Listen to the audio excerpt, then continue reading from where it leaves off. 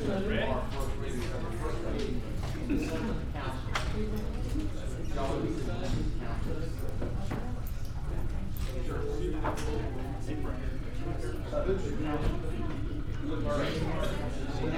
think there's still a lot of the keys. Oh, there's still. Yeah, we've got 7 in the chamber. No, let's get this show on the road. Yeah. If you're in the city, you gotta do it too.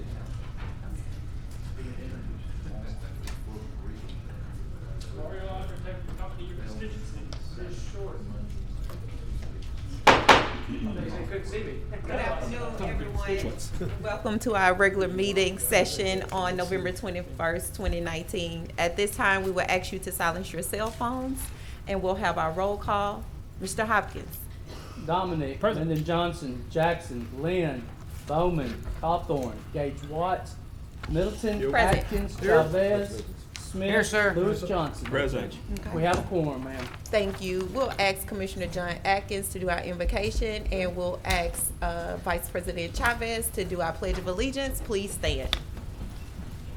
Please join me in prayer if you are willing. Dear Lord, thank you for our many blessings today. Thank you for allowing us all to be here in your presence. Thank you for bringing this team together to think about the business of the parish and to do what's best for the citizens of our community. Please give us wisdom, and please give us kindness, and please help us to make decisions you'd be worthy of. Please give us grace and mercy and faith, and help us be kind and generous and patient. In your name we pray, amen. Amen. Amen. Everybody face the flag, place your right hand over your heart. If you're a military veteran, you may render a hand of brow salute. Repeat after me. I Pledge allegiance to the flag of the United States of America and to the republic for which it stands, one nation, under God, indivisible, with liberty and justice for all.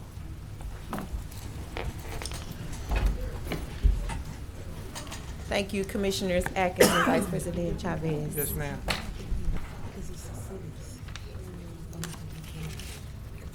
Any agenda additions, Mr. Clerk? I have none. Okay. Citizens' comments? Hey, Doc. Hey, but seeing you, man. What's up, Doc? No I don't citizens' have any comments? cards, no ma'am. Okay. Citizens who wish to address the commission on any issue other than zoning, please fill out a comment card located in the chamber foyer and return to the president or the clerk of the commission. Individual comments are limited to 3 minutes. Our visitors, Mr. Clerk? All right, next we move to visitors. Restoration Crisis Center. All right. Thank you. Restoration Crisis Center. And we're having some technical difficulties with our video. Yes, but I'm ready to present. Okay. Well, welcome. And thank you for being here today. Thank you. Well, good afternoon to everyone. I am LaToya Bell-Frenay, the Director of Restoration Crisis Center Therapeutic Home for Girls here in Shreveport. On behalf of the owners, the administration, and our care team at RCCTH, we just want to thank you all for this time and the invitation to come and share with you about the services that we have been providing to the juvenile court system and would like to continue providing to the girls of our communities who desperately need this type of care. RCCTH is a residential care facility for girls ages 10 to 21 years old who have been displaced from their natural home settings for various reasons. We are currently licensed by DCFS as an approved Type 4 residential care home, capable of housing up to 16 girls at a time.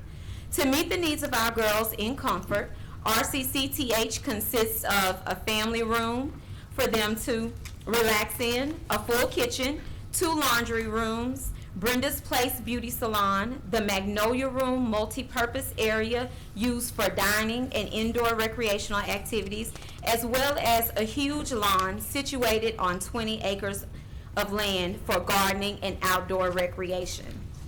At RCCTH, we understand that providing residential services to youth requires more than just providing room and board to them. Caring for our girls' every need is what makes RCCTH their home until they can go home.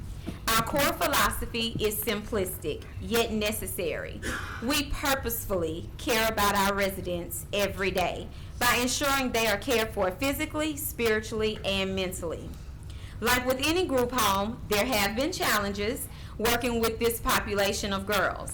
However, seeing the positive changes in their attitudes, improvements in their school grades, and joy and happiness showing on faces that were once known for depression and anger far outweighs more of the challenges, any challenges that we could think of. It is because of the challenges dealing with adolescent girls from difficult backgrounds, we realize that it takes sincere care, some hard work, and most of all, time. Time to build trust with them, time to tear down the barriers, and time to eliminate all of the negatives that their world has imposed upon them. And this can't just be done in a matter of days or just a few weeks, which is why our program is structured to be at least 90 days or longer to make a definite difference in their lives.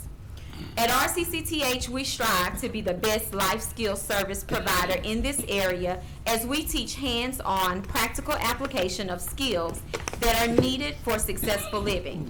We believe that our practical approach allows our girls to learn new behavior patterns that will eliminate the destructive ones while nurturing them to readjust socially and emotionally. This will ultimately help them reintegrate back into the community, whether they are returning back home, going into a new foster care placement, or transitioning out of the system to live on their own. Our ultimate purpose at RCCTH is to groom our girls for greatness. And in order to effectively do this, we have developed the following program, which is what we have been successfully using on the girls who have been placed in our care. Our STARS mentoring program for girls stands for Sisters Teaching Another Rising Sister. It focuses on teaching girls how to move past struggles or hindrances and begin to rebuild their lives on a foundation of good moral character and essential life skills. It also provides opportunity to see where their strengths are as they begin this journey for a new and better life. The areas that we mainly focus on are academic enhancement. This is where we make sure that they have tutoring available for any academic needs that they may have, both on our campus and with our community resource partners. This is to ensure that they have success in school with things such as reading and comprehension, writing skills, computer skills, and math concepts. Life skills preparation is another area that we focus on with our girls. These are needed skills that they need to help develop their positive sense of independence, because one day they will be on their own. In these classes, they learn tasks such as cooking skills, sewing skills, gardening, how to budget and be financial savvy, time management skills, as well as etiquette, team building skills, and how to dress for success. In our personal growth and development classes, these are to help our girls turn into well-rounded individuals, equipping and preparing them for success in life. Some of the topics that we cover in our personal growth and development are abstinence education, self-esteem and empowerment, anger management, fitness and exercise, the importance of proper nutrition and rest and healthy eating, how to build positive friendships, bullying, as well as domestic violence and dating violence awareness. In addition to caring for our residents' immediate need for safe shelter, medical services, educational and life skill services, we do understand that many behavioral issues and concerns may come along with this population of girls. Given their difficult histories, traumatic backgrounds, and experiences that they have endured, RCCTH is equipped to handle our girls who come along with these challenges. Included on our care team is a licensed mental health professional who serves as our service plan manager, experienced mental health professionals, an LPN, and a contracted child psychologist who are all ready to serve and care for the most troubled girls and to bring them hope and relief. To provide an all-inclusive approach to treatment, we do value our partnerships with other needed practitioners and agencies within the city to ensure that every aspect of our girls' service plan is met with the best possible resources. Along with our care team of professional direct care workers and administrators, we have also contracted a medical physician and a dental firm who are available to us as we need them. In addition, the following services are also available to our residents, either in-house or by referral to some of our community partners. We offer respite care, sober living transitional care, individual, group, and family therapy, solution-focused therapy, psychiatric service referrals, specialty learning service referrals, academic tutoring, medication management, preventative health maintenance, behavior modification, and we do offer leisure recreation and outings for our girls.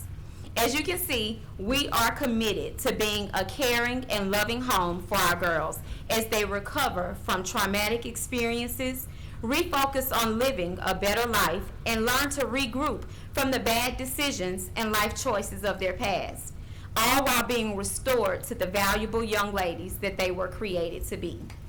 We are grateful to you all for the funding opportunity you have allowed us this year in serving some of the girls from our Caddo juvenile courts.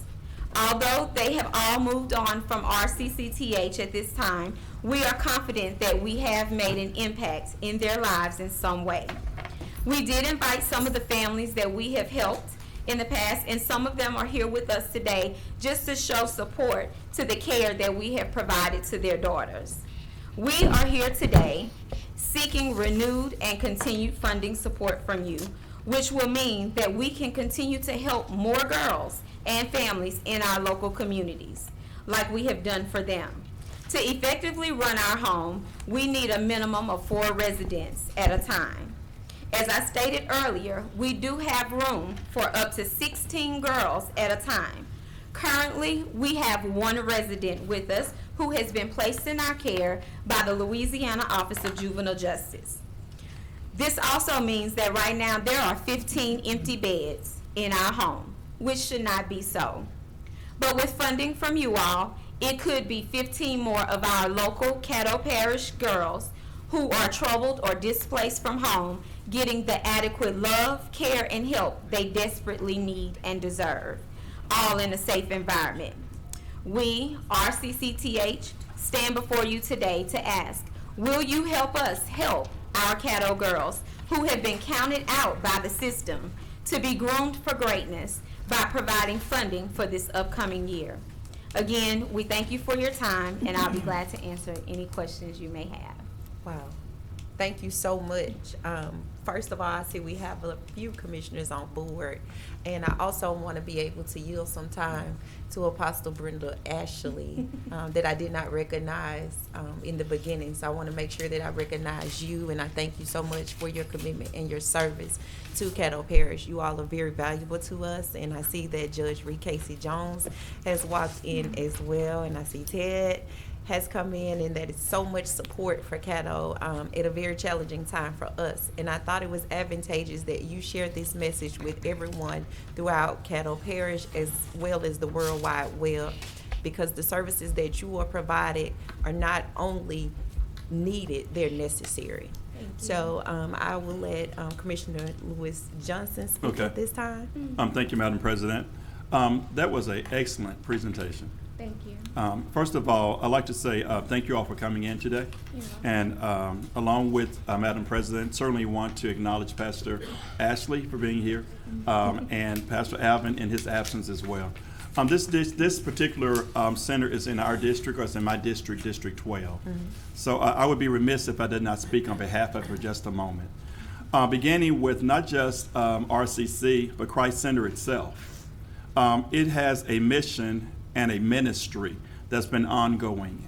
So it's not new what you do, Pastor Ashley. This is what you've always done. And I know this group to be literally a group of life changers and difference makers. And so you're doing a good job in that respect. And you always have, not only in this capacity, just your ministry overall. And so, oftentimes the Bible says that we have not because we ask not. So we can no longer say that this RCC have not asked. So they've come before us today, made us aware of what your services are, and really in small part, because you do even more than that. And even though we have given, we know not only your center, but others, but we know that in yours, much more is needed. So I want to appeal to the members of this commission to simply say, and to the parish overall, to make sure that we are mindful of our Restoration Crisis Center, what you do and what you provide. And I know that I'm proud that you're in my district. I support you, and I want to continue to do so. But those who makes those decisions as relates to the who's and the whens and the how muches, if that's proper, we want to make sure that we're mindful of you, and we're glad that you're here today, and we're blessed by your presence. Thank you very much. Thank you, Commissioner Lewis Johnson. Commissioner John Atkins. Thank you, Madam President. I just wanted to, like Commissioner Johnson, compliment you on the quality of your presentation. It was very well thought out and well presented. So you deserve kudos for that, so thank you very much. How has your attendance been in recent years? Is there? I understand it's been low. Is there a reason why it's been low? And do you foresee it increasing? I guess it's a good thing. It's we don't want more people in crisis, but can you talk to me about your utilization? Okay. Our Center for Girls, RCCTH, is a fairly new residential care facility. We have been licensed for about 1.5 years now. We have had girls since July of this year. We started actually housing girls. Since housing them, we've had up to 4 at one time. The attendance, as far as how many we've had and being able to have a full house, has primarily been based off of funding. We are licensed by DCFS, however, we are not contracted as of yet with DCFS or with OJJ. OJJ has recently agreed to do a per case placement agreement with us, and the young lady we have right now is placed by OJJ until the next RFP comes available that we can apply for a contract, both with them and with DCFS. I just don't understand. It seems like there's a lot of need for a service like this in our community, and I don't understand why it's not utilized. I guess it all boils down to funding sources. Yes, sir. Okay, thank you very much. You're welcome. Thank you, Commissioner Atkins, for those comments and making sure that everyone understands why those beds are empty. And it's because of lack of funding. You are providing services to make us healthier, to make us safer, and to make us smarter. People don't even talk about cooking and sewing anymore with young girls. And, those type of services, they are essential for our growth. It's a catalyst for change. It's economic growth in there. There's everything that we need for our society to continue to develop.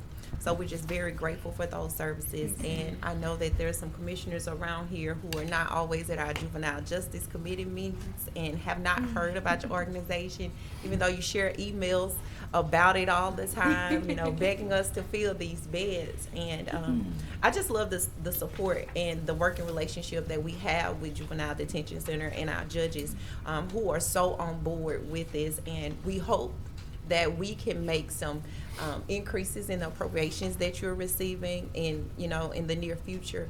So there's some other commissioners, because I could talk about this all day, so I'm going to let them talk as well. Commissioner Lewis Johnson is back on the board. The only thing that I did not mention initially is that though I say that it's in my district, and I am speaking on behalf of it, I can also say that I'm speaking from a position of strength, and that I've been there. I know what you do there. I know what it looks like. I know the work that you put in to make sure that you're compliant and that it's clean and well run. So I'm not just saying it, but I've been there and I've visited, and I'm welcome to go there, I think, Pastor Ashley, in that respect. So I think it makes a difference to be speaking from someone who has been there and know the work that goes forward to make it a place of excellence. So I did not say that initially. Wanted to add that in. Thank you. Yes, sir. All Thank you. right. And there is an open invitation. Due to technical difficulties, our short video, which would have given you a glimpse inside of the home, Yes. We wanted to show you on today. But if any of you would like to do a tour to come and see our program in action and where we are and what we have to offer, we do offer an open door to you, and we would love to schedule a tour for you. You know what? I'm taking off my commission hat right now. God just works that way. Okay. Because the That's pictures what I was probably gonna wouldn't do. really do it any justice. And I think that we all should go out for a visit. And I mean, because the pictures would not even compare to what that facility is, and just the feeling, the ambiance of being there. You can feel the love. It's not just an organization, it's one who wants to make a difference. So I'm glad that it did. You can share the clip by email if you like, but just continue to invite the commissioners out to come out and see. I'm Yes, sorry, ma'am. parliamentary. Oh, that's okay. This is your time. My time is your time. And so, but the reality is, part of this is your time because you have been the link in building the bridge. You've been you're the cohesive piece, Stormy. You're one of the catalysts that has worked not only with Juvenile Detention Center, but this whole group, it's all aligning. And if I can take my commissioner's hat up just for a second, because I don't want to do it, I'll be doing it for a while soon. This is God, and this is how God works. And I know it's not popular to talk about, but you know, I'm not popular to talk about it. I'll talk about God anywhere and everywhere. It is, and so for that, I know your passion. I've been knowing you.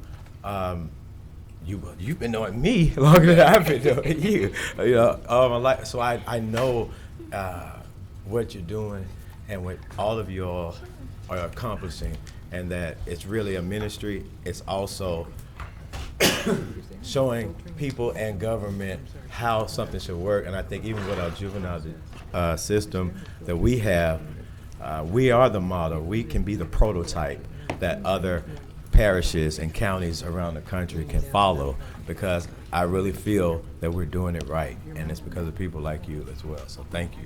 That's all. All right. Thank you, Commissioner, Parliamentarian Bowman. And there's an echo. Commissioner Mike Middleton. Thank you. Just because I'm not up here saying a lot of things these other people are saying, I'm on board. It's a great program. I appreciate what you do. Thank you. Thank you. Thank you. Thank you, Commissioner Middleton. Apostle, would you like to have anything to say? Hello, everyone. We are so honored. Come on to the mic. microphone. We're so Let's get you on honored to record. be here. It is the set time. We're here to make a definite difference into our community, our city. We want to change lives by touching lives, and that requires funding. Yes, we have all the things that we need, but what can you do without money? The Bible says, money answer all things. My pastor say, the more money you have, the more people you can help. So what we're doing is coming as a group to say, will you continue to help us as we help the city? And we'll make you proud. And you'll see a difference in what our youth are doing, because guess what? We are here to groom them to greatness. Thank you so much. Thank you. Thank you, Restoration Crisis Center, for their presentation. You all are welcome to stay for the rest of our meeting. Judge Reed Casey Jones, would you like to have anything to say? No? Okay. Well, don't leave, because I have something to say to you in a little while. Thank you. Hope it's good. It is good. Yes. Yes. I knew it would be. Of course. That's my friend. All right, Mr. Clerk, next item, please, sir. We don't have a Mr. Clerk. Miss Clerk. Yes. Master plan update, MPC director or master plan administrator provide progress report to the commission. Okay. Mr. John, welcome. Yes, it's Stephen Jean, the Deputy Director for the Metropolitan Planning Commission. It's good to see you. I'm actually here because we did a presentation at our last master plan meeting, and Stephen Jackson's a member of that committee, asked for me to repeat that presentation for all of you today. So what this is about, this is a new proposed district that we want to introduce into the, actually this would be an additional tool in our toolbox that would help us do a lot of different innovative things, especially in the area of redevelopment. So the purpose of this district is to blend residential, commercial, cultural, institutional, and entertainment uses into one space, create a coordinated mixed-use environment that's pedestrian-friendly, and design bulk and area regulations that consider dwelling units 500 square feet or less, which is commonly referred to as tiny houses. Inspirational developments is the Community First Village in Austin, Texas, Occupy Madison Village in Madison, Wisconsin, the cottages at Hickory Crossing, and in one local development that's proposed is Blue Goose Blues development in Shreveport, Louisiana, which I want to talk to you about in just a moment. So this is the Community First Village in Austin, Texas. This is a nonprofit developed this, which is Mobile Loaves and Fishes, which had a ministry to go out and serve the homeless. And they started off just feeding people in the street, and then they began to house people. They used RVs to house people, then they went on and developed this. This is actually located about 10 miles outside of Austin. And they'd also incorporated tiny houses into this, and I want to kind of show you some photographs of what that looks like. As you can see, this is a very well-designed community. Although you see these little cottages, they're quite quaint from the outside, and then the interiors provide adequate space. It provides, what they like to call it is actually, creates a real community, a sense of community. And they're saying that really community is what really helps people get back on their feet, as much as it just having a house, but also having a place that they can be a part of. So they also have several non-residential uses, even a car care facility there, where you can go and get your car worked on, and there's people that live there, actually work and make money. They have, this particular photo also shows people doing arts and crafts that sell in a local shop, and you also see it in a blacksmith. So they have an industrial artisan on staff, and they sell all of that on site. They also have a full-fledged garden. Well, actually, it's a farm, full-fledged farm, and they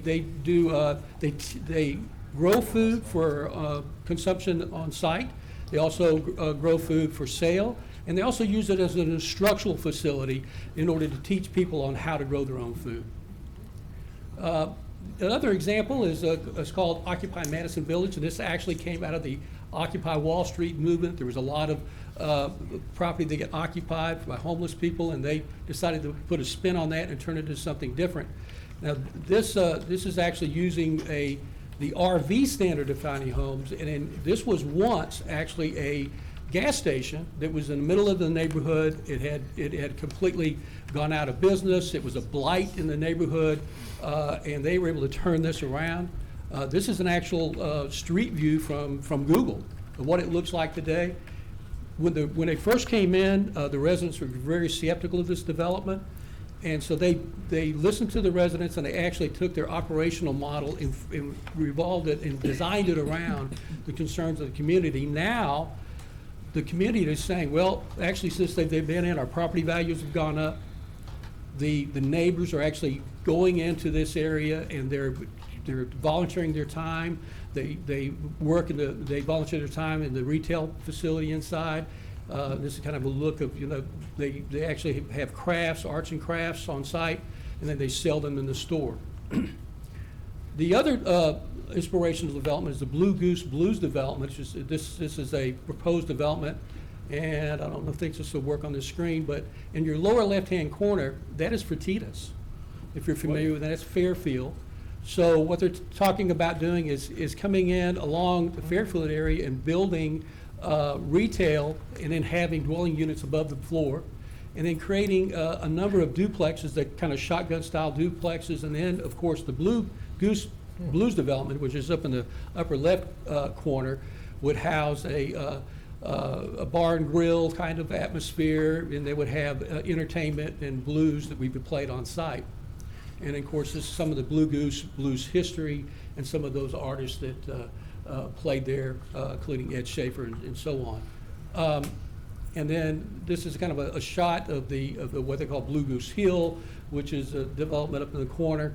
And as you see, this is a shot of the original Blue Goose, and then the facility that's remaining off to the right there is what's existing today. So this is another, redevelopment opportunity. The proposed district features would be reduced overall parking standards to include walkability, reduced lot sizes for dwelling units under 500 square feet if you wanted to have individual lots. The example that I've showed you did not have individual lots. Required landscape buffers for developments that abut residential, and permitted uses that encourage mixed-use development. And so kind of talking about the residential uses, the dwelling above the ground floor that I mentioned, dwelling age-restrict housing, single-family detached, single-family attached, and in two-family dwellings. And then also they could, for special use, which would actually go through a public hearing to add, that could incorporate manufactured homes or the recreational vehicles that I kind of showed you an example of earlier. But we thought that those required an additional scrutiny, probably depending on how you cited that, where you cited that, as whether or not that is acceptable in particular locations. And then non-residential uses are fairly broad.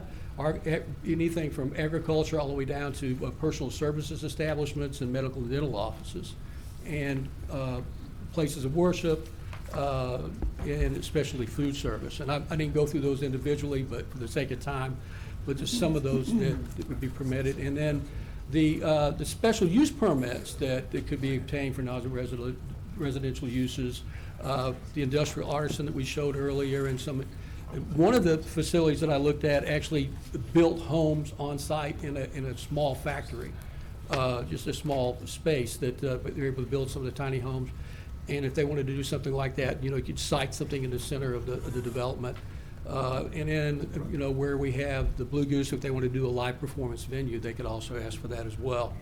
And then temporary uses such as farmers market and outdoor entertainment for temporary outdoor sales.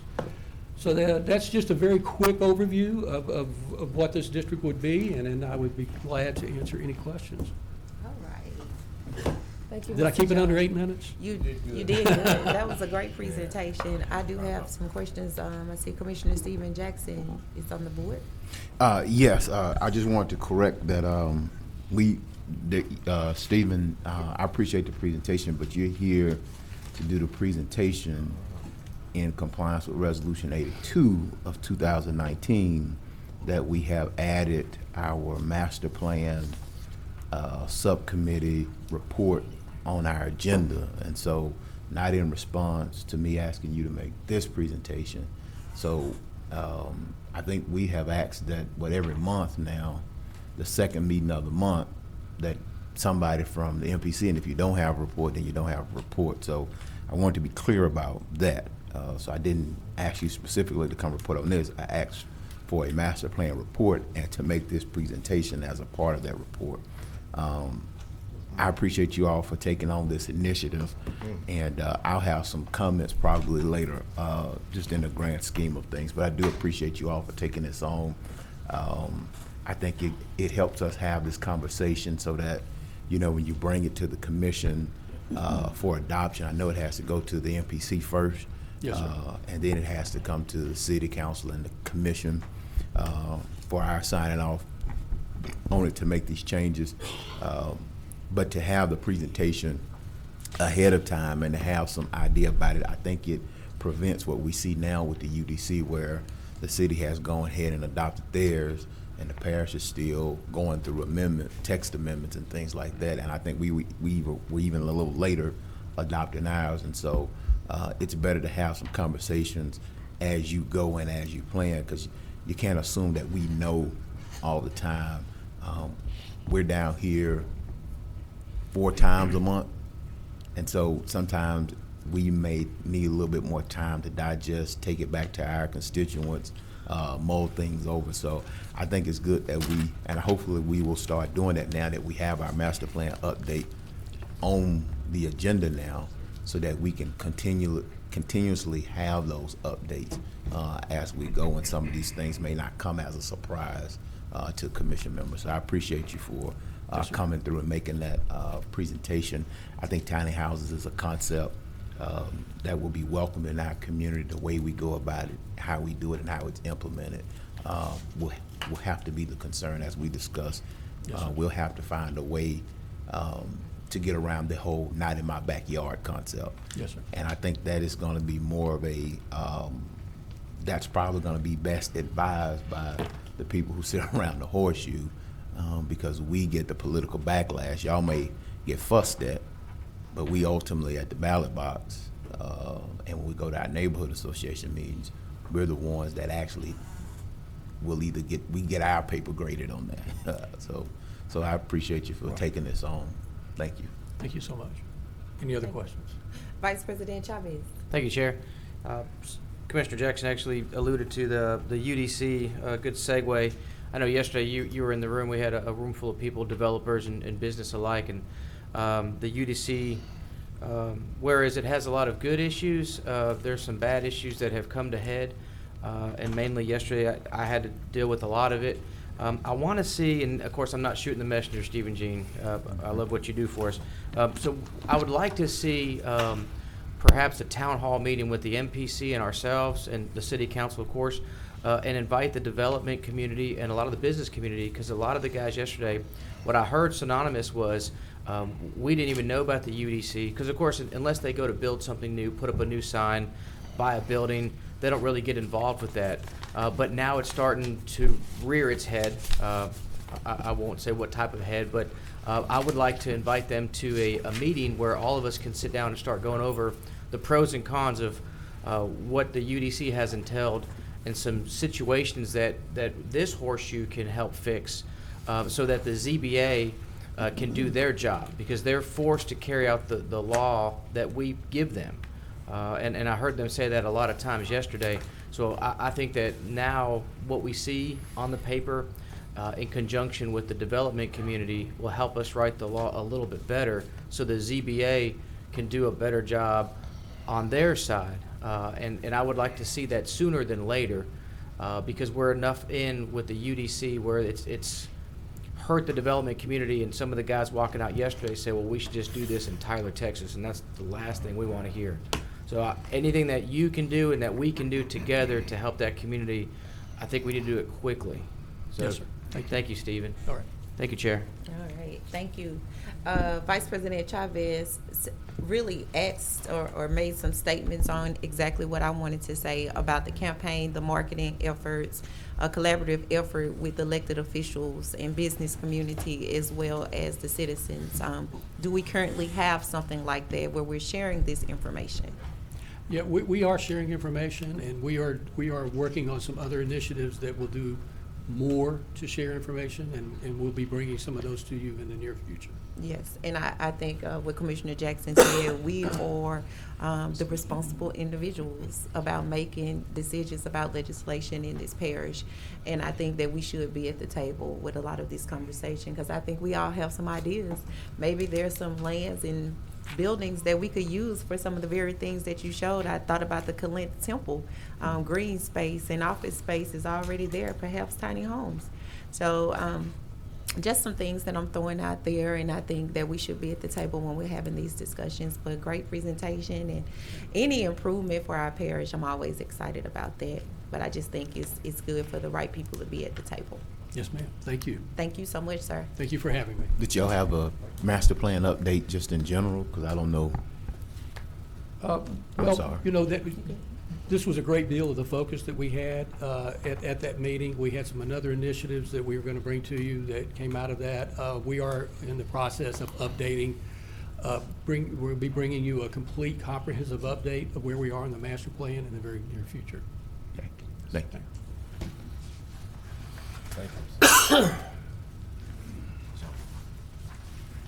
I think I have the last 7 minutes that I wanted to share a couple things with you. Great. Dr. Wilson had given us 6 15 minutes. Now it's down to 6. That's just fine. I can do everything I need to do in 6 minutes. Take your time, sir. Yeah. We had an opportunity to communicate with citizens outside of the city limits of Shreveport. I think that from a MPC perspective, we have not done the greatest job of ensuring that citizens outside the city limits of Shreveport and in the pockets of Parish within the city limits of Shreveport, we've not done the greatest job of communicating with them. We started that initiative because we found once we started to travel out into the parish with our enforcement end, that's how, unfortunately, citizens learn that there is a MPC and that there is a UDC, and that a lot of the things that this ordinance says enforces, they possibly are in violation of. And that was very beneficial to us. I think from a planning perspective, if you have this responsibility, you should do everything within your power to ensure that you serve the citizens of all the MPC planning limits, and that's what we're doing.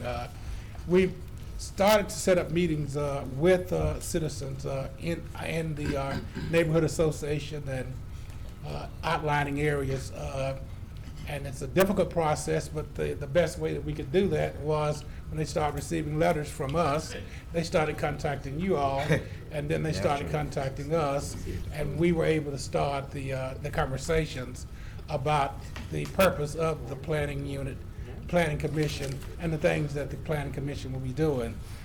We are also reviewing the Unified Development Code. I don't think that we will ever come up with a code that will be totally acceptable by everybody. I think that we continue to modify the Unified Development Code, which was a component of the master plan. We will continue to modify the Unified Development Code. We will continue to make changes to the Unified Development Code, and that is an ongoing process. I think we've done up to 300 amendments to the Unified Development Code.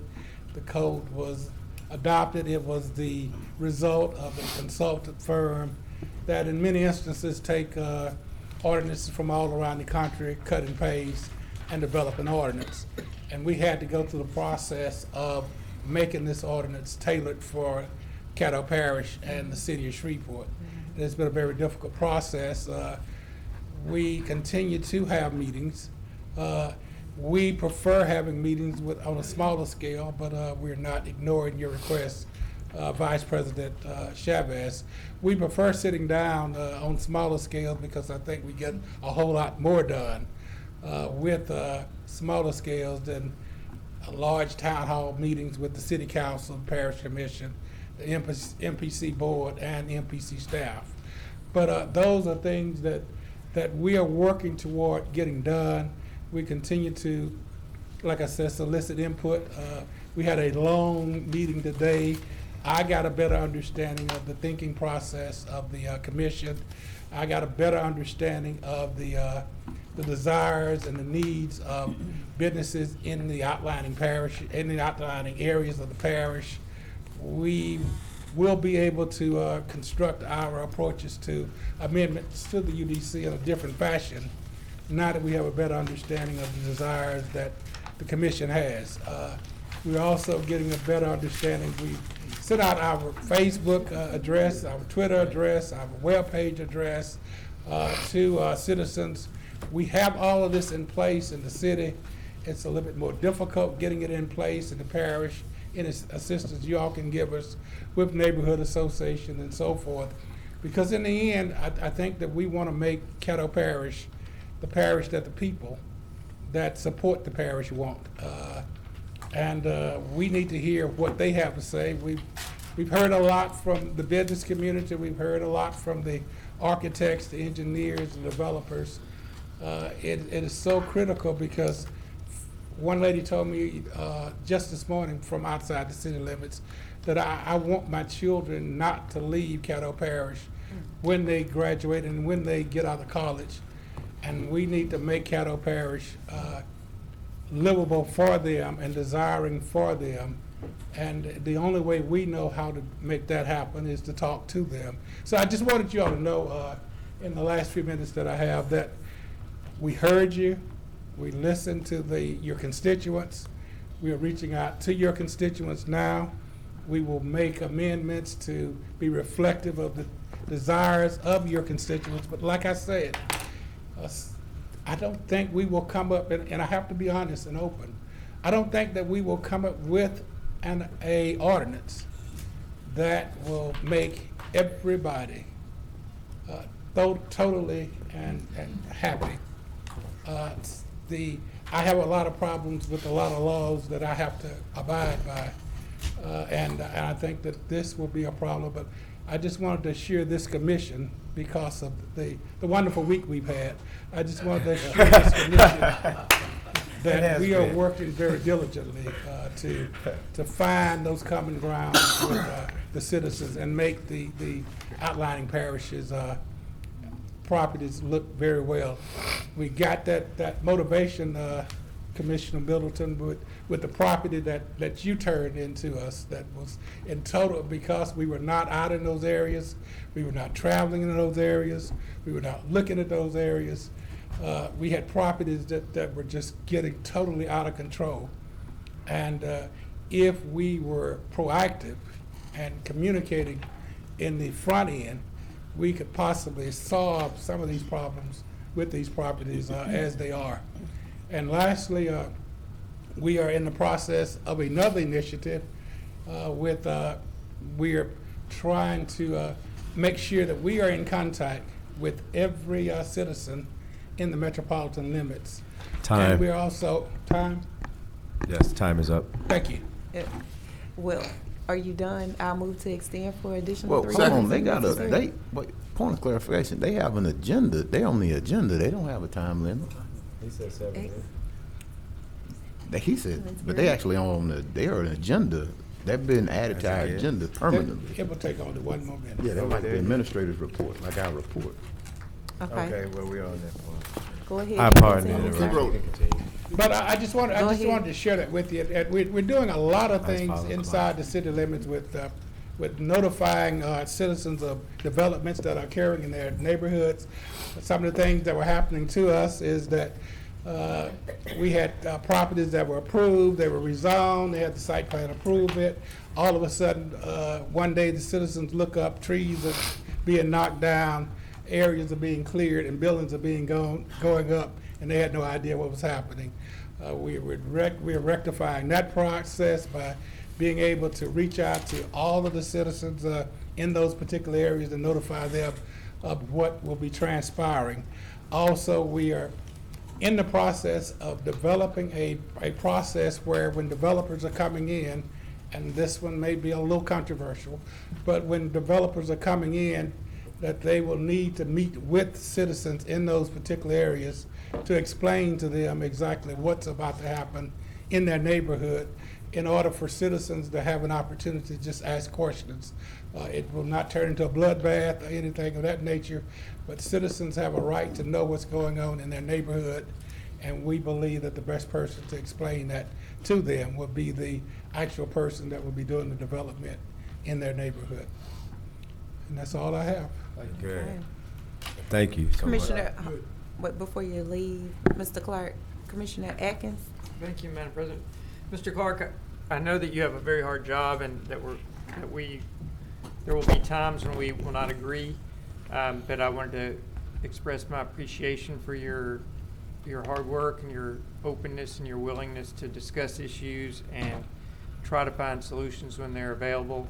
And the vast majority of the cases I found you to be able to find a solution, and I appreciate that. I recognize there are times when we won't be able to find them, and that's just the way life is. But I just want to thank you for your hard work and your willingness to listen and work with us. Thank you.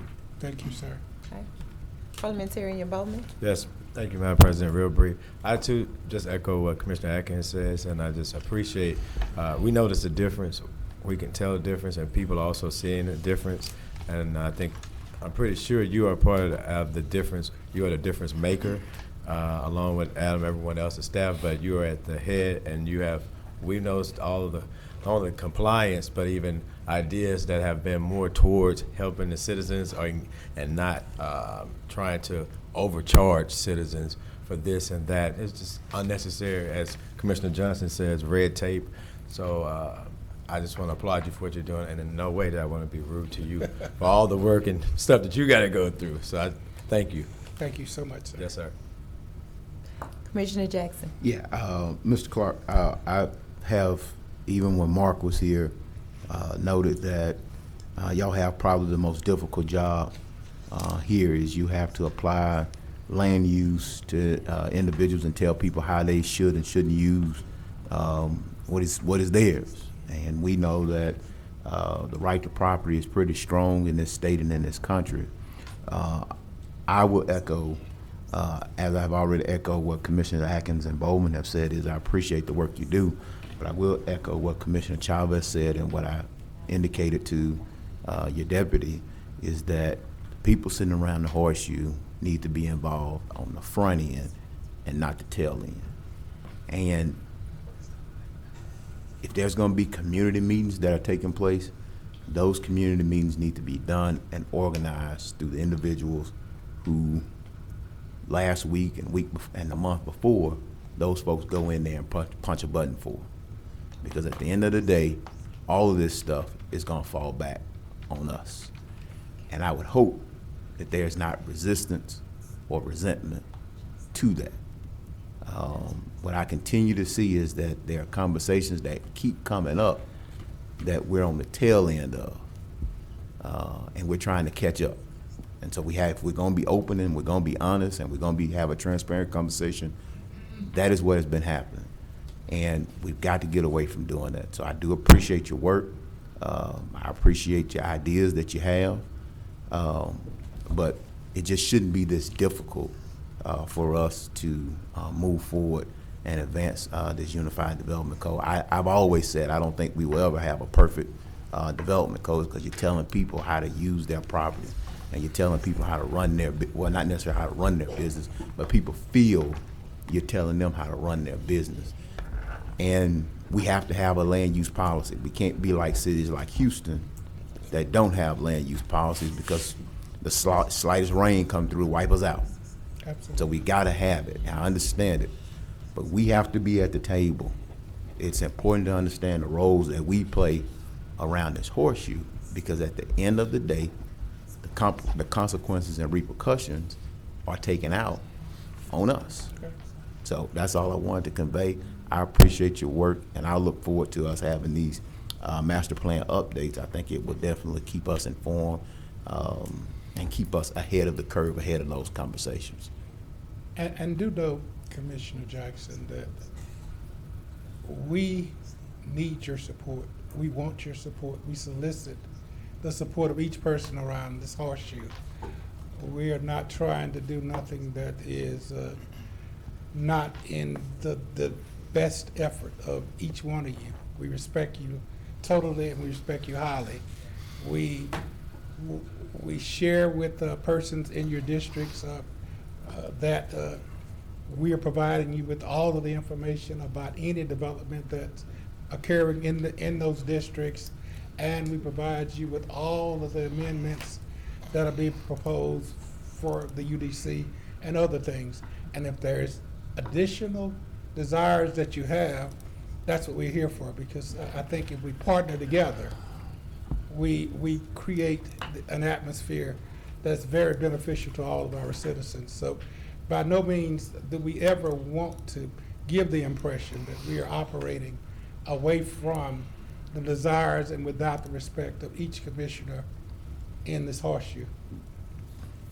I hear you, just ready to see it. Thank you. Thank you, Mr. Clark. Thank you all for giving us this time today. Thank you. We appreciate your service. Good job. There are no special resolutions. We move to adopt the regular session minutes from November 2nd. Okay, it was moved by Commissioner Mike Middleton. That was seconded by Commissioner Lewis Johnson. Okay. Commissioner Lyndon B. Johnson, are you on the board to speak? Yes, on the minutes from November 2nd on page 344, there was a motion made by myself, but you got a blank line, but it was seconded by 344. What was the motion? Move that all applicants must submit their resumes to Human Resource Department, who will vet the applications to ensure that all the qualifications are meant to be considered for an interview from the full body. We could barely hear you. It was asking who It was on second? page 344 of the minutes. It was moved by myself that all applicants must submit their resumes to Human Resource Department, who will vet the applications to ensure that all the qualifications are met to be considered for interview from the full body. There's no second. We'll It's a double check, direct. we'll double check the film and get the second in. Okay. So with that corrections to that particular motion. I'll accept that amendment. Okay, Second so that was amendment. amended to the corrections that were stated by Commissioner Lyndon B. Johnson, and that was seconded by Commissioner Stephen Jackson. Is there any other discussion? Please vote if you are supporting What? as amended. Quick clarification. What, you said you're gonna find out who seconded, right? Yes. Okay, I'm sorry. Got you. Any other questions? We have clarification. Commissioner John Atkins? Yeah. I'm just a little confused. I thought that we were just clarifying what the minutes should say. And if we're clarifying what the minutes should say, which I'm in favor of, I don't see why we need to vote on that. Are you saying we need to vote We on have it? to, because we can't vote on receiving it as it states right now. It's incorrect. So we I have to got you. make an amendment Okay. to those corrections. Thank you, Madam President. You're welcome, sir. Amending it. Is that it? Please vote.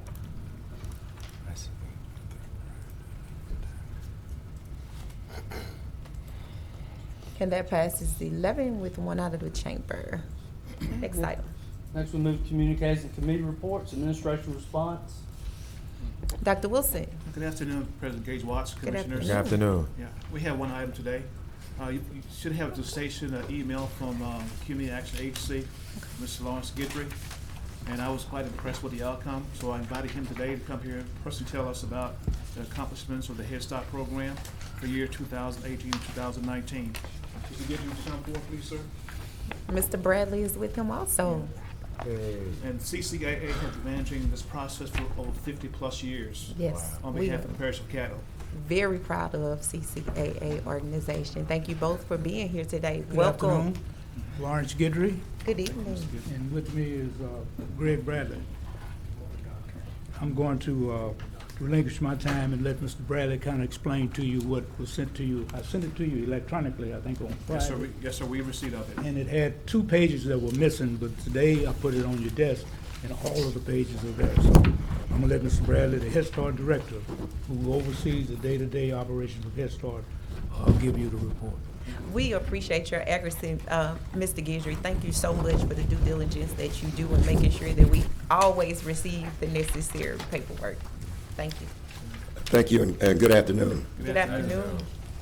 A couple of weeks ago, we received the performance profiles from the State of Louisiana Department of Education.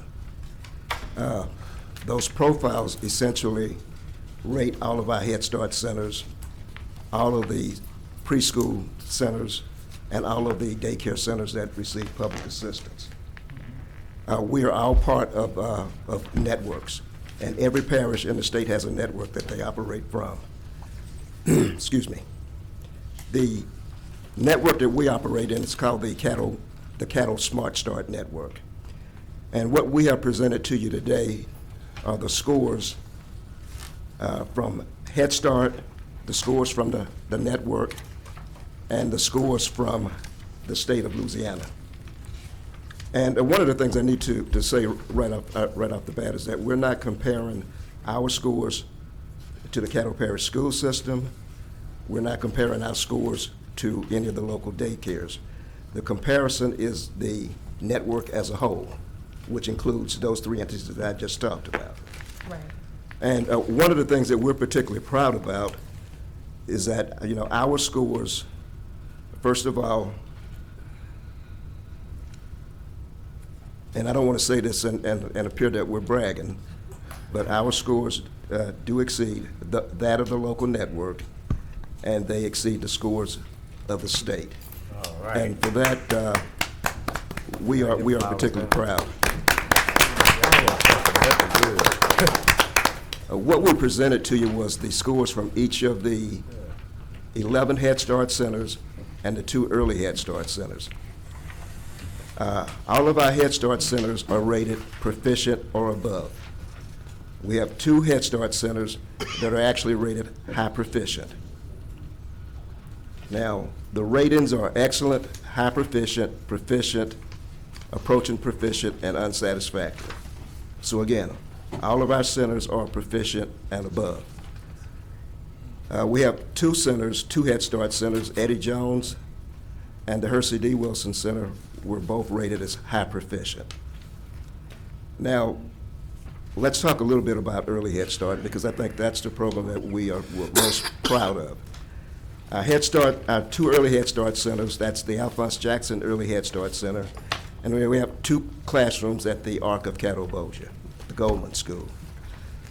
Both of those centers received scores that were in the highly proficient rating. Both of those centers made the state's honor roll. And to make the state's honor roll, you have to have a score of 5.5 or better. So we're particularly proud of our Early Head Start program. And for Early Head Start, they've received this rating 2 years in a row. You should be. Yeah. And I don't want to go through each of the centers, but we did give you that information. But I wanted you to know that for this last school year, 2018-2019, was a very successful school year for us. Thank you. Congratulations. Thank you, Mr. Bradley.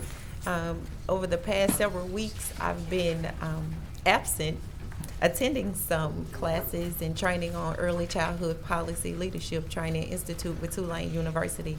And all of the studies are talking about the effects of early childhood development, how you and I last Friday, matter of fact, along with Commissioner Atkins, attended one here locally at the port, and coming together just so that we can have a consistent message with the public of the importance of early childhood. And I'm always so proud to say, CCAA, I think I ran over to you during one of the meetings to say, okay, do we have this already?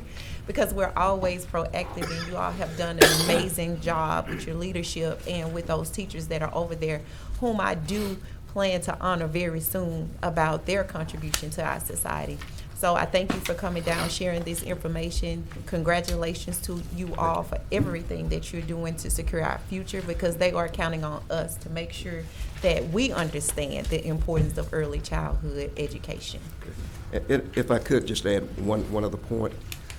One of the things that we heard last week, and I think over the course of the 2 meetings that we've been involved in, yes, is that the birth to 3 age group is largely underserved. Right, 59%. Right. So, we like to think that we can help increase those numbers if the funding's available, and we would definitely like to see more slots available for birth to 3. Awesome. We have another commissioner on the board, Commissioner John Atkins. Thank you, Madam President. Thank you all for the presentation. One quick question, and thank you for your hard work in this matter, and thank you for your outperformance. My question is, how many children are in y'all's program? 1,654 total, 1,654. Thank you, that's all I needed. I just was curious. Thanks. Okay. Thank you, Commissioner Atkins. And let me say this to you. Now, the CCA is the administrator of the program, but let me make sure there's no doubt. It is a Caddo Parish Commission program. This is your program. We are proud to administer it for you on your behalf, and we thank you for allowing us to do so. Yes, sir. Thank you, sir. We have Commissioner Lynn Carthorne. Yes. Good evening, gentlemen. Good evening. I want to publicly echo that. I want to applaud you guys for the job that you guys are doing over there, for being such good stewards of this program that's essentially the Caddo Parish's program. I do have one question. I see the scores that you guys have, and the proficiency level that you're at.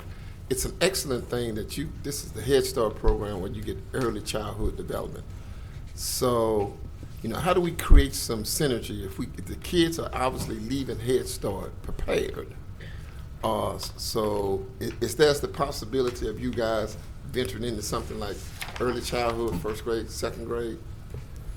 Just as I was just curious, because you often hear national statistics and they're talking about, well, if kids don't hit it in Head Start, then they're going to forever be chasing the ball, so to speak.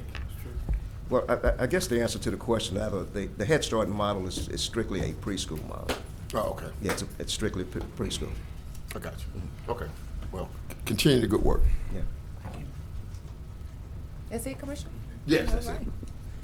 Thank you. Thank you, gentlemen, so much for coming down, and thank you so much for your service. We appreciate you. Next item is the clerk. President's report.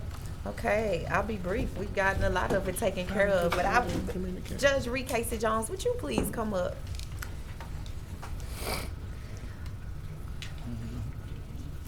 Thank you, Judge. Come on up to the podium, ma'am. Thank you so much for coming down today. Thank you for your support. I just welcome back to Shreveport, Louisiana. I Thank know you. you've spent a lot of time in Washington, D.C. Yes. And you learned a lot, and I know you have a lot to share with us. Coming up very soon to the Caddo Parish Commission, we're working on a plan. While I have you up here, Mr. Todd, if we can get that last Thursday, December 5th, as a meeting for the Juvenile Justice Committee at 12 noon.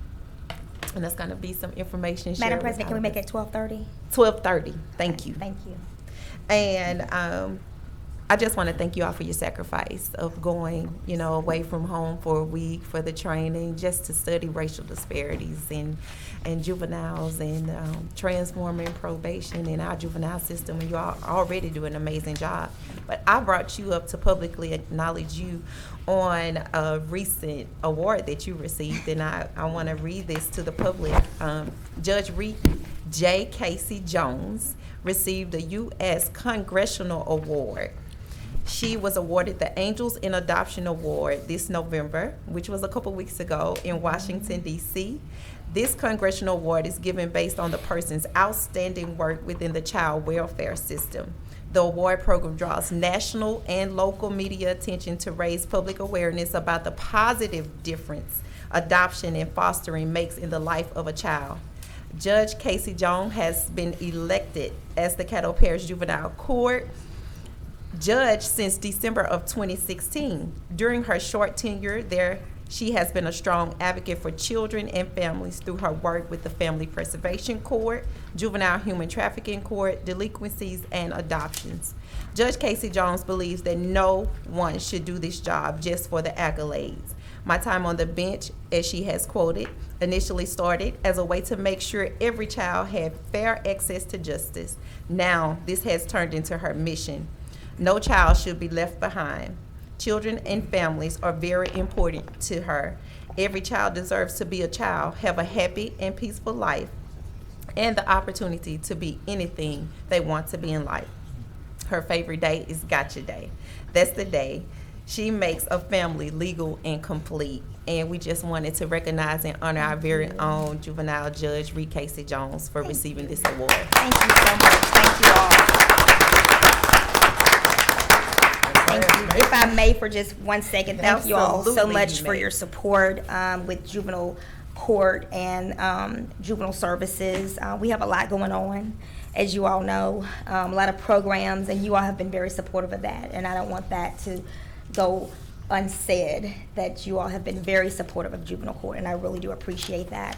Additionally, I am the judge that is over Family Preservation Court, and most of the people in that program have lost their children due to their drug addictions, alcoholism, and every Thanksgiving what we do is we have a Thanksgiving dinner for them to be reconciled, even though briefly, for that one day with their children. And I'm sure that my court has already extended invitations to each of you, but if you have not received yours, I am asking that you all please attend. Great, you have it. We got it right here, yeah. Great, they've done what they were supposed to do, and I'm happy about that. So Tuesday at 5 o'clock, if you all can just come, show your face, just show your support. And what we are trying to do is help them to reconcile with their children so they can be the parents that they need to be. And so this kind of helps them out a little bit. So we appreciate your support. We thank you so much. All right, thank you And all so much We for make everything. plans to be there. I know several of us will be there. Okay, well, good. I will never miss another one Well, of those I look events if forward I to can seeing help you it. there. Thank you so much. You are welcome. All right. Thank you All for right. your sacrifice and for your service. Thank you so much. All right. Hello to the family. And just a few quick brief announcements here. You all should have received the Sister Sharing a Season flyers at your stations. This is an event where, as we are sharing times, happy times during the holidays is not always happy for a lot of people. And I thought that we should recognize people who are dealing with depression or suicidal thoughts. suicide is at its highest during this time of year, and it has no face. Depression has no face, so you never know what a person is going through. So I'm asking the commissioners to help us share this information. This is an event that is being hosted by Health Services and My Spot My Way. If you would like more information on it, I'm sure that you can find it on any of the media sites. I also wanted to share with everyone that on this Saturday, November 23rd, Bishop Larry Brandon, the Praise Temple Baptist Church, and Northwest Louisiana CDC plans to feed over 8,000 people. So if you're hungry, they'll have free food, fun, fellowship, and prayer at various SPAR locations. Airport Park, Bill Cockra, Chris Hayes, Mamie Hicks, just to name a few. There's a lot more information available on their website as well. The Sleep Out for Independence, I just wanted to share this all with you too, as we're thinking about people who are dealing with things from all walks of life. Was last weekend, and I got to be a celebrity judge, and it could not have been the most perfect time of year to raise awareness about homelessness, because it was right at freezing temperatures. And as we had mock cardboard houses or shelters out there at the fairgrounds and was freezing, it stayed on the forefront of my mind that I can go home after this. But there's many people who that's the way they live on a daily basis. So I appeal to you all and admonish you, if you know of someone who is in that condition, please try to get them some help. And Providence House is a great place to start. The last part of my announcement is on December 7th, there will be an event held by the See Right Pink Ribbon Project to raise awareness on breast cancer. And they're going to be, you'll receive a lot more information about that coming up very soon. Just wanted you all to put that on your calendars as well. And lastly, one other thing before lastly, I want to thank you, Assistant Director Kelvin Samuel, I see you. I just want to thank you for addressing the wild hog situation. That really wasn't a wild hog, it was an armadillo. Was it actually bobcats out there also? Come on up here. Let's hear about this. I want to thank you all. Y'all do so much more than just dogs and cats, and your job is so important with the animal shelter. Yeah. But we get all kind of calls. So I know I got calls that we had a bobcat on the loose and it was wild hogs, but you addressed it quickly and got a lot of calls thanking you for capturing whatever it was. Yes, ma'am. We try to act as quickly as possible. All Yes, right. So, to all the citizens, like I said, just be careful. Stay away from wild animals as much as possible. And if you have any issues, just give us a call and we'll try to rectify it. What's the best number for them to call? Should they just call their commissioner and just tell them about it? Yes, just call your commissioner. That'll be fine. Well, what's your phone number? Actually, what number should they call? They can call me at 318-210-9044. All right. Thank you so much. I Yes, just ma'am. wanted to call you up and thank you for always taking care of the elderly too, who needs their rat poison because of tires and all of those other things. So thank you so much for what you do. Yes, we ma'am. appreciate that. Thank you. Great job, great response.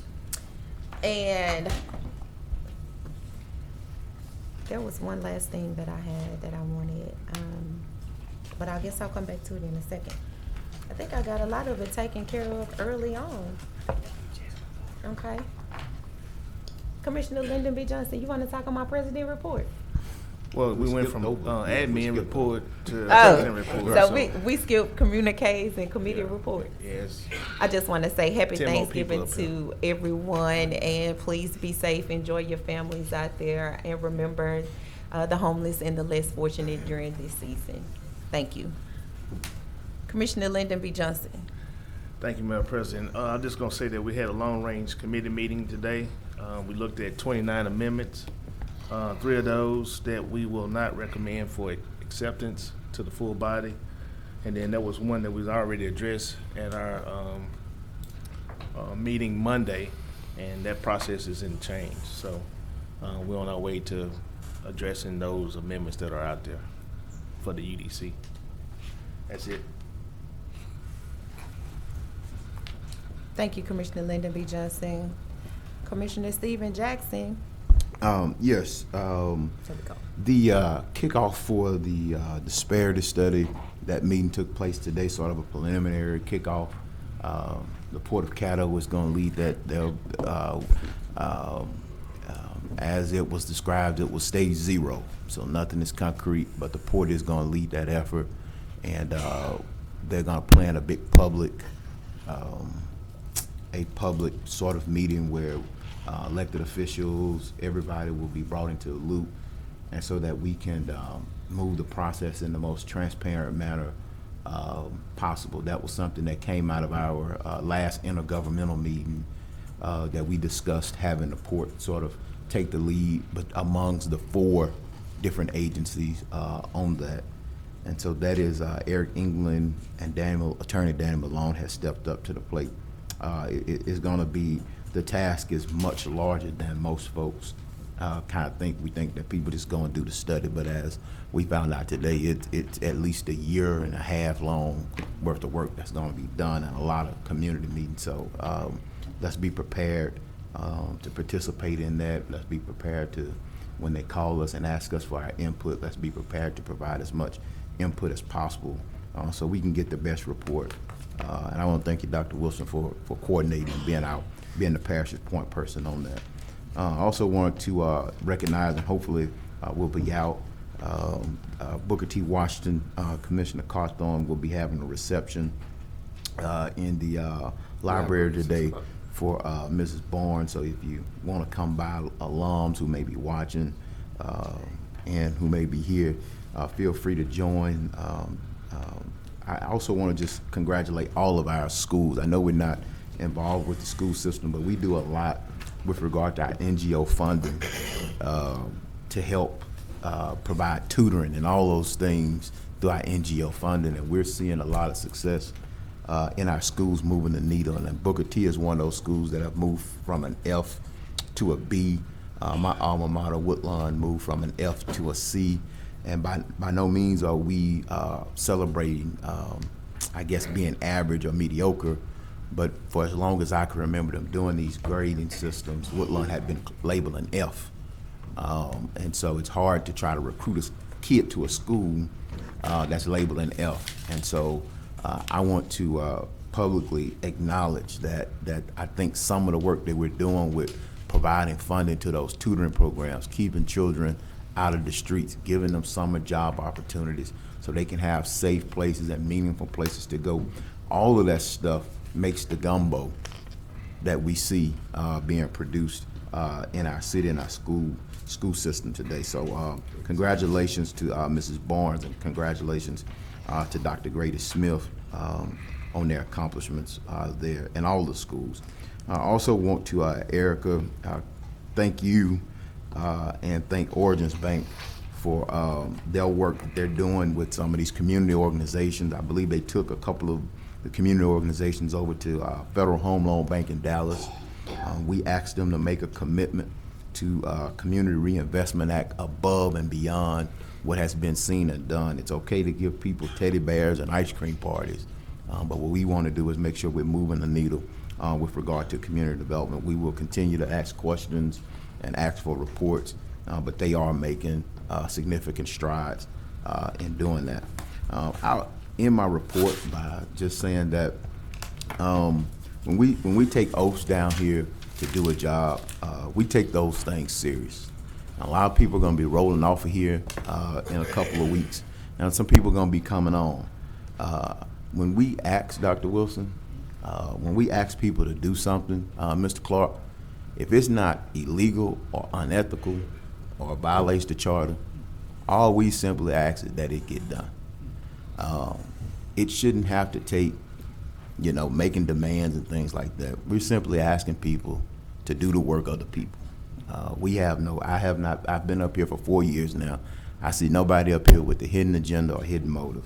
But when we ask people to get things done, that's all we expect them to do. We shouldn't have to have this go back and forth tit for tat just to get things done. And if we keep that in mind, that all of our job here is to serve the public, some of this behind the scenes strife that we see and wouldn't take place. Let's just do the work of the people we serve. And I think if more people took that mantra, it's not about me, Mr. Clark. It's about the people. And that's all we're asking for, is that we make sure that the businesses and community that we serve is taken care of in a fair, efficient, and effective manner. That includes my comments, Madam President. Thank you. Thank you, sir. I'm going to use your last 1 minute and 43 seconds to say this. I wanted to make sure that I said kudos to the Veteran Celebration Committee for another great parade and honoree ceremony that was held last weekend. They always do a great job, but I think this time they outdid themselves. So I just want to say that. Weekend before that. It was weekend before last? Last weekend was Election Day. It's a lot. Yeah, so leading that in with my next minute is to say congratulations to Caddo Parish. I am so proud of all of you who actually got out and voted. We raised the numbers by 13%. We got a long way to go, but I think any improvement is worthy to be recognized. So I just want to thank you. Our future is counting on us to continue to improve those numbers. And lastly, I have to recognize Morning Star Baptist Church for their Thanksgiving blessing baskets that they will be issuing beginning this Saturday morning at 7 a.m. Pastor there in Jackson is the pastor there in the Morning Star family will be issuing those baskets beginning at 7 a.m. 5340 Juella Avenue. And Better that tell them will to be conclude gone my by 8 report. o'clock. They'll probably be gone by 7:30. But just wanted to make sure that the public knew that if somebody needed to eat and they needed a basket, they will be available. I'll be pulling through. Huh? I'll be pulling through. Okay, come through. All right. Mr. Clerk. Next, we move to public hearing on 2020 operating and capital budget. Okay. Is there anyone here to speak in favor of public hearing on Caddo Parish operating and capital improvements budget for 2020? Is there anyone here to speak against it? I see none. I declare that public hearing This time, that'll closed. conclude our public hearing on the Caddo Parish operating and capital improvement budget for 2020. Next, we move to public hearing on the ordinances. Ordinance number 5933 of 2019, amending the budget of estimate revenues and expenditures for the Parks and Recreation Fund to increase the appropriation for salaries by $80,000. Okay, is there anyone here to speak in favor of ordinance number 5933? Is there anyone here to speak against it? Okay, I declare this public hearing on ordinance number 5933 closed.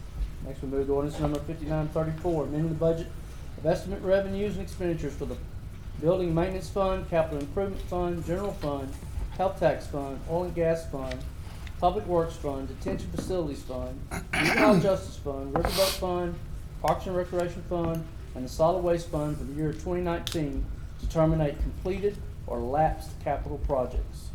Is there anyone here to speak in favor of ordinance number 5934? Is there anyone here to speak against it?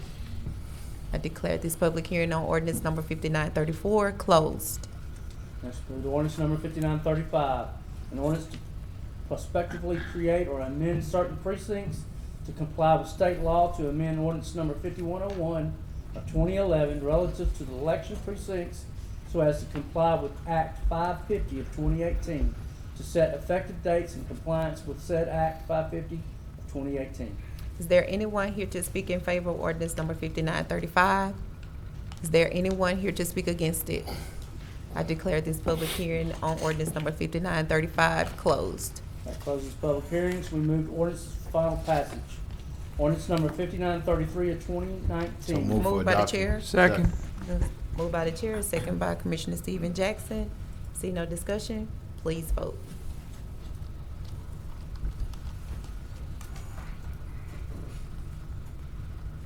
Commissioner Jackson, you on the board? No, I'm ready to vote. Okay. Sorry. And that passes 10-0. Next item. Ordinance number 5934 of 2019. Okay, moved by the chair. Second. It's moved by the chair, second by Commissioner Stephen Jackson. See no discussion, please vote.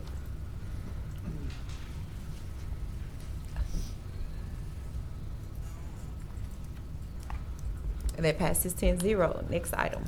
Ordinance number 5935 of 2019. So moved. Second. Okay, that was moved by Commissioner Doug Dominic and second by Commissioner Stephen Jackson. See no Is discussion. this the one on the precinct? Yeah. Yes. Yeah, thank you, Henry, for my map, so appreciate you. Thank you. See no discussion? Please vote.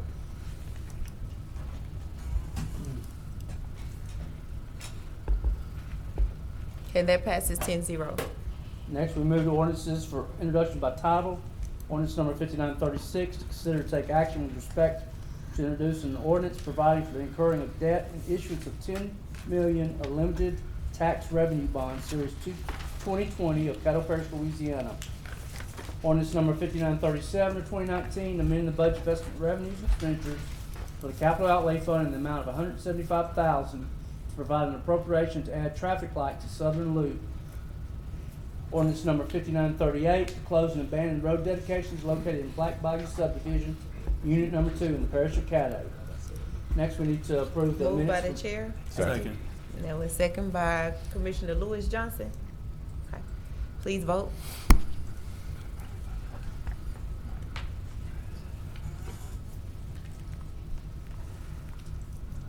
That passes 10-0. Next item. Next, we move to resolutions. Resolution number 4, 2019, authorize the parish administrator. So moved. Second. Moved by Commissioner Doug Dominic, second by the chair. See no discussion? Please vote. Wake up, commissioners. She doesn't have time to get ahead of them. Okay. That passes 10-0. We have no old business, we move to new business. Select external auditor for the parish of Caddo. So move to advance. I thought I heard a move down there. I guess I didn't. That was Move to- Commissioner yeah, John second. Atkins, and that was second by Commissioner Lynn Carthorne. Commissioner Lyndon B. Johnson, are you on the board? Or Commissioner John Atkins, would you like to speak on your motion first? Yeah, I'd be happy to. Some of you missed Monday, but this is the selection of the external auditor, which provides our annual financial analysis or financial audit. We had three people submitted RFPs for the work. Carr, Riggs, and Ingram is the party that was selected by the committee to do the job. I believe it's about. Let's see if I got that. Those numbers. Yeah. So it's about 82,000. It is 82,500 a year for a 3-year contract. Bird Macro and Vestal had the same bid, but the committee felt that Carr Riggs had more experience doing audits on larger municipal entities. So that's what edged out Herd Macro and Vestal. Both Carr Riggs and Ingram and Herd Macro and Vestal had a minority emerging business subcontractor identified. The third party, BKD, did not have a subcontractor identified, so that caused some that negatively impacted their score. So Carr Riggs Ingram is the party being recommended by the committee.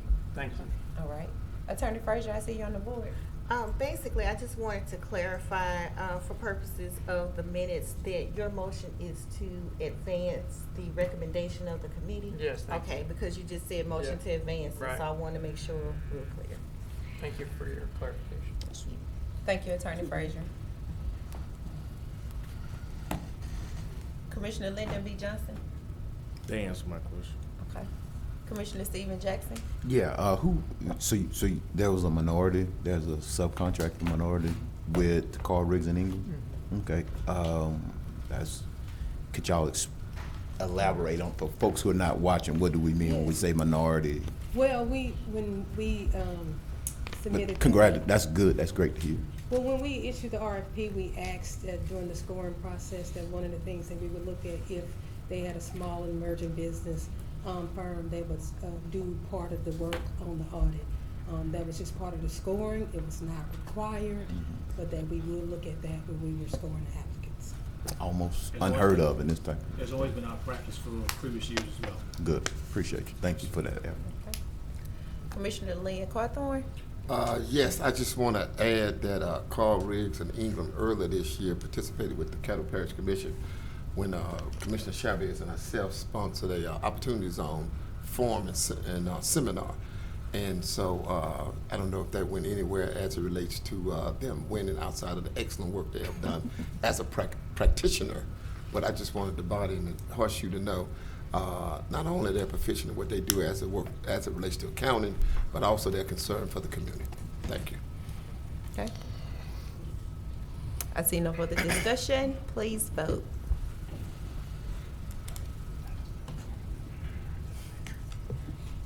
That passes 10-0. Next item, please, sir. All right, next is to request the MPC Move and to zoning adopt. administrator. to Second. suspend- Okay, that was moved by Commissioner Linda B. Johnson and second by Commissioner Doug Dominic. Commissioner Johnson, would you like to speak? No. Okay. Please vote.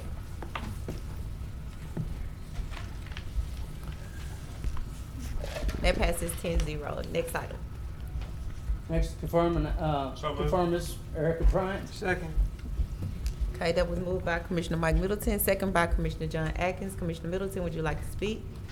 I think this is a good deal. Okay. Commissioner Linda B. Johnson. So with the homeroom charter, it doesn't say by this particular title. You have to do it each time for a person, whenever the person change? No, sir. It's my understanding that we did this back, I think, in 2006, and I became the administrator. And so every time if you elect a new administrator, or you pick a new administrator, that person who's the second in charge, according to the charter, just need to be designated in case they're in their absence. That will already be addressed as who would take the realms. It kind of like, you know, Eric and I were discussing the other day. You know, when you give your consent to her being the administrator, that should took care of that.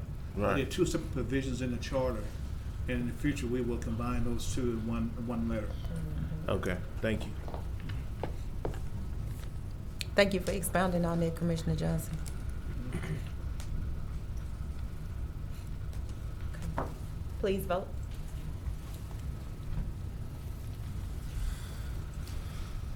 And that passes 10-0. Next item. Amend the qualifications for commission clerk's position to include or an equivalent combination of training and experience that provides the required knowledge, skills, and abilities. And all applicants exhibiting 4 or more aforementioned qualifications will be viewed as meeting the minimum requirements.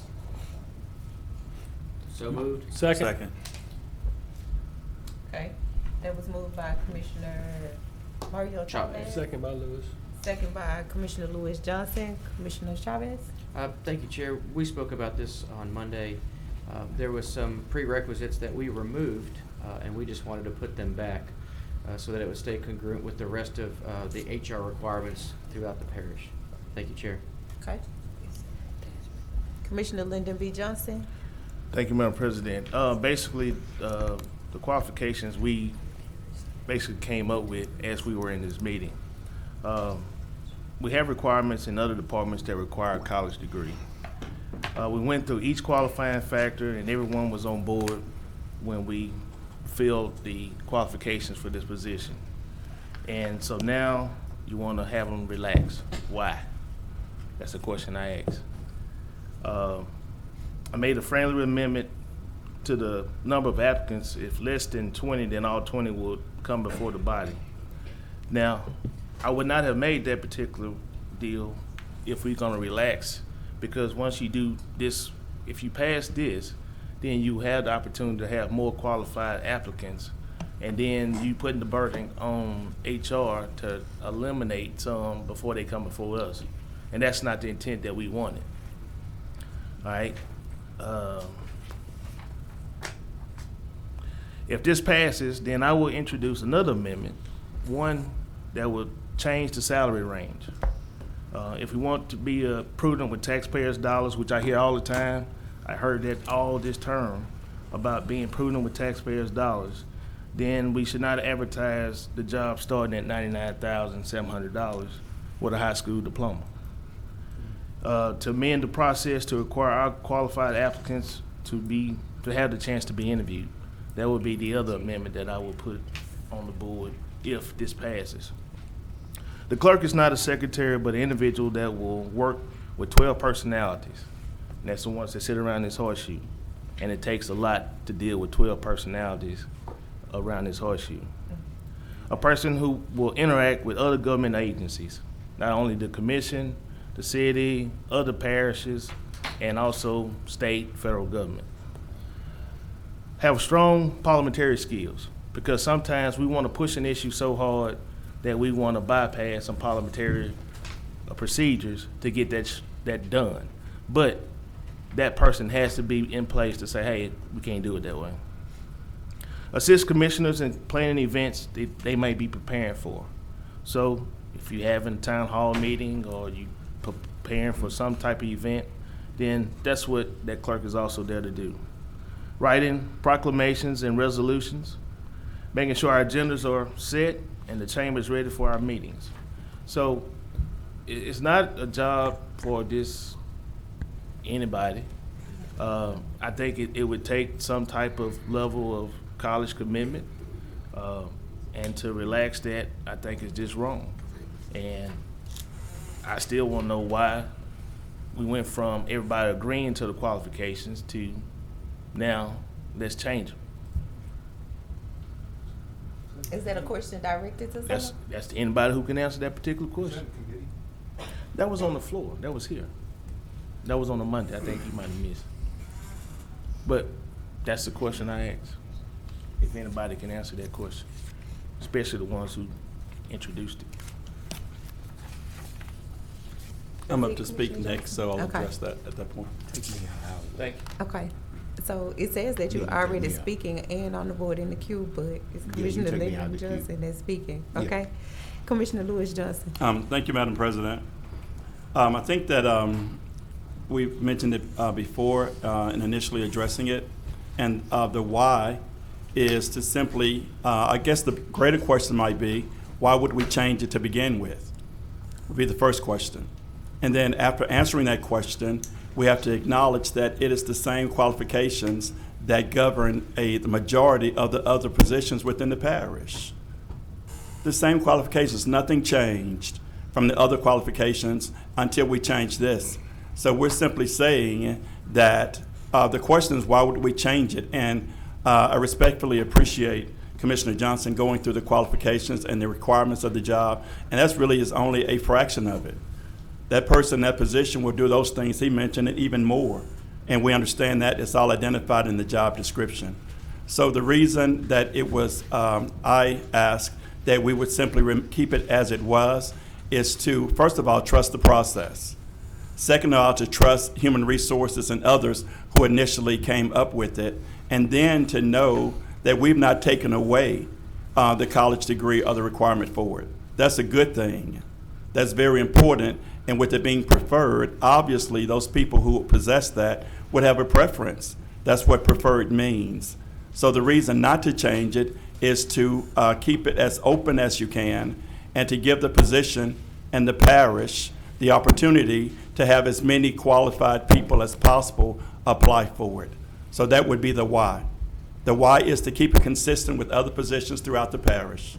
And the other why is to not disqualify, or not to disqualify or to lessen the opportunities for others, but to increase it, would be my position on that.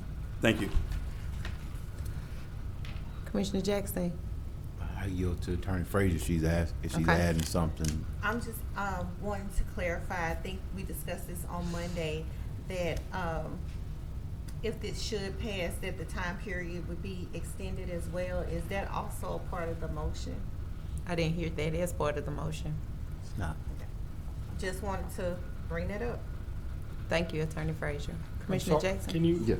Point of order. What did you say, that it was not part of the motion? No. I think that fits right into part of what I'm about to talk about. Okay. Commissioner Jackson? We agreed upon a process during our last meeting.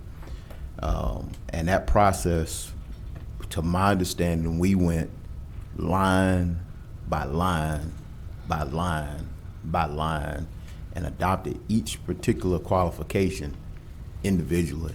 That way, if there was question or misunderstanding about anything, then it would have been noted out.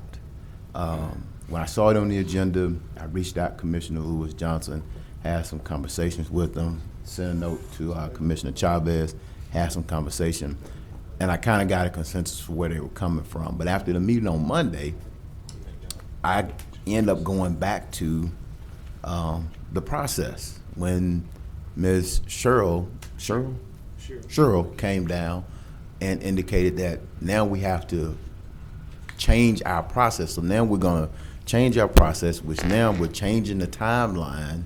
And when you look at extending that timeline another 2 weeks out with having to vet applications, do interviews, there's gonna be a group of commissioners that are gonna interview candidates and a whole new group of commissioners that are going to probably vote on the candidates. I don't understand why we would just abruptly change our process in that way. It is throwing everything out of whack. Why would we start a process and then deviate away from that process that we set up? It's not like that this was put in, it was snuck in, it was done in the 9th hour. We literally went one by one and went down those. What I have later learned is that, you know, there's already been some posturing for particular people. And I tend to think that that doesn't fare well for those folks who could potentially be benefiting from a change like this. We cannot operate a process and call it a fair, transparent, and efficient process, and we're just changing in the middle of it. So that's what ultimately at the end of the day, I was okay with introducing, but to just change the process like this is a concern for me. And hopefully it raises enough questions or red flags for enough of us to kind of say, listen, either we're gonna go with what we got or we're not gonna go for it at all and just let the new body determine how we wanna do this. But I don't like the direction in which I see this going right now because it doesn't seem like, it seems like there's some individuals that are being involved more that shouldn't be involved. And so it's a concern to me, and I hope we take that into consideration with what we're doing here. We should be fair to everybody who meets the qualifications that we set out and interview those individuals who meet the qualifications that we put in place. It's not to exclude any particular persons, but we set some guidelines, and we need to follow the guidelines that we set. So for me, Madam President, Commissioner Johnson, Commissioner Chavez, this is about that process that we have already established, and hopefully we will follow our process. Thank you. Thank you, Commissioner Jackson. Commissioner Lynn Cawthorn. I think most of what has been, my concerns have been mentioned out of Commissioner Johnson and Commissioner Jackson. Unfortunately, I wasn't present at Monday's meeting, but I do remember the laborious activity we went through line by line to modify the qualifications and explain those qualifications.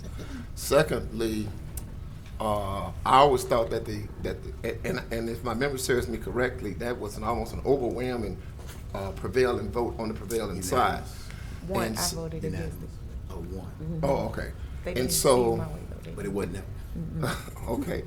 And also, I also want to know, we have already published the posting of the job at this juncture right here. So if this prevails, then do we go back and create a whole new process, or what happens? In as much as people have already submitted applications, resumes, based on the information that's been for public knowledge, how do we go back and recalibrate that, or what do we need to do?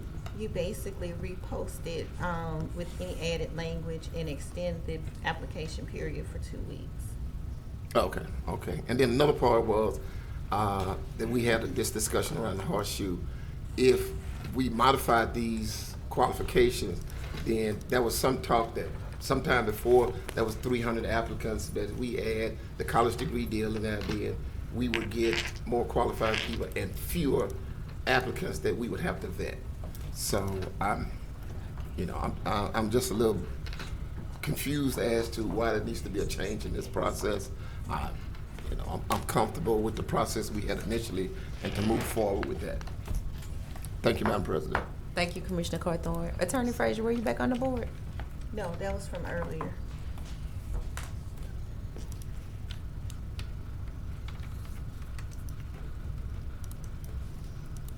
Commissioner Dominic, Commissioner Lincoln B. Johnson, keep it going. He's already on. Yeah, Is it he me? should have, he skipped him. I call for the question. Second. Okay, the question has been called by Commissioner Doug Dominic, second by Commissioner Mike Middleton. Please vote if you're in favor of calling for the question. Yes, if not, no.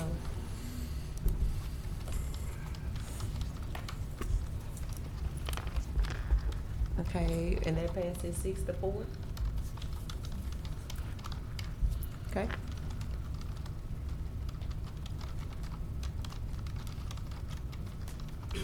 Okay, and now the motion on the floor is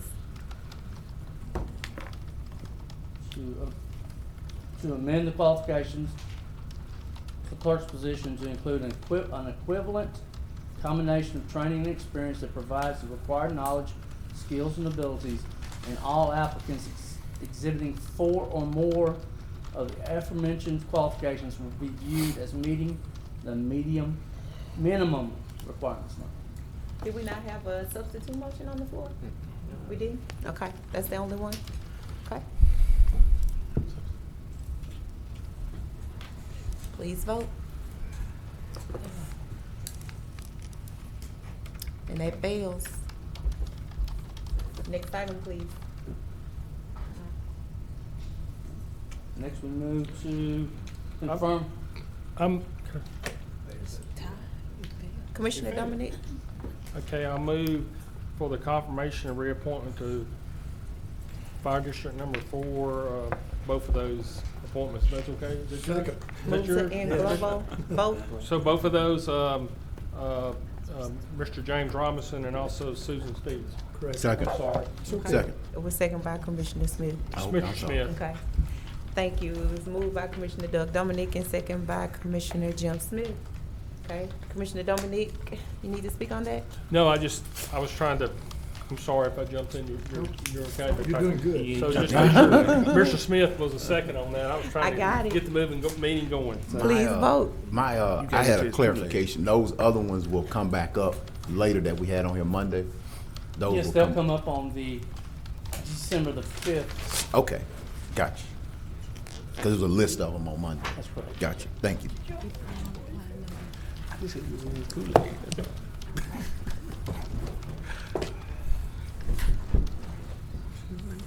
What we doing? Voting. Wake up over That there. passes 10-0. You distracted me. I know, it's back to myself. That passes 10-0, Mr. Clark. Okay. Let's move to the committee report. Commissioner Jackson, you back on the board? Yeah, Attorney Frazier, you're gonna get us some guidance on what just came out on the monument? Yes. Okay, thank you. Okay. Vice President Chavez? Thank you, President. Just wanted to congratulate Principal Jeff Roberts on his appointment for Transportation What Director. line? I know we're gonna miss him at Southwood High School. He's done an amazing job for Southwood. But we wish him the best of luck on his next endeavor. Thank you, President. What line? If Night. Leonard Holden wasn't such a great band director, I would recommend him for principal. That's my classmate. Southwood. All right? No citizens comment? Move to adjourn. We adjourn.